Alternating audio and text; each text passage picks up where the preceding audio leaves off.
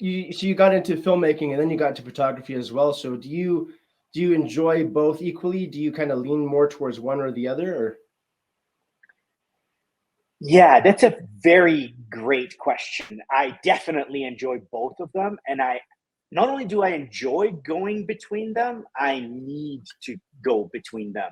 You know, whenever I shoot a big feature with a crew of 20, you know, as soon as that's done, that month or 2 months of shooting, I just need to be by myself with a camera and keep taking images and just, you know, satisfy that part of my creativity. So it's very nice to be able to hop back and forth. We're going to get into all the kind of stuff that you shoot nowadays.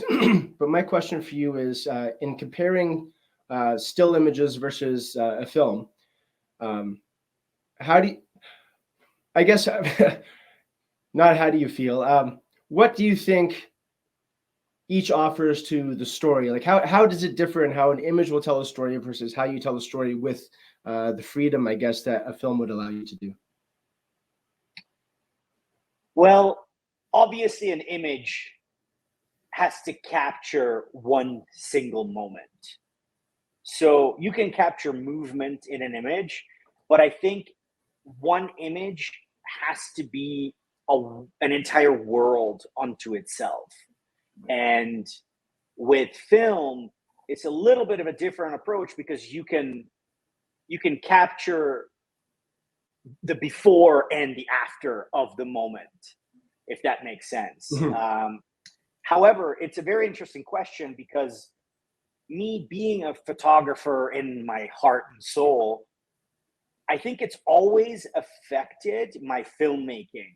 So I do approach even shots in a movie with a very kind of photographic mind. So I do try to capture as much into one frame as possible so that each frame can offer as much to the viewer as possible and capture an entire little world. And even naturally, you know, over the years, I noticed on myself that I always naturally gravitate towards images that have a lot of detail in them, whether it's film or photography. And I think that's because of that. In film is my background in photography. Yeah, I think, and correct me if I'm wrong here, I think that composition probably is king, like whether that be your still image or whether that be a moving image, right, or a film, that seeing things photographically is going to amplify and elevate your filmmaking to that level, right? Totally. I think every cinematographer should be a photographer whenever they can't be shooting a movie, because, you know, it takes a lot of energy. Even if you're shooting a documentary as a one-man band, it takes a lot of energy to film something as a moving image. But with a camera, you can just grab it by yourself, go out in Bangkok at 3 a.m. and start photographing rats in the street light, and you get like amazing images, you know?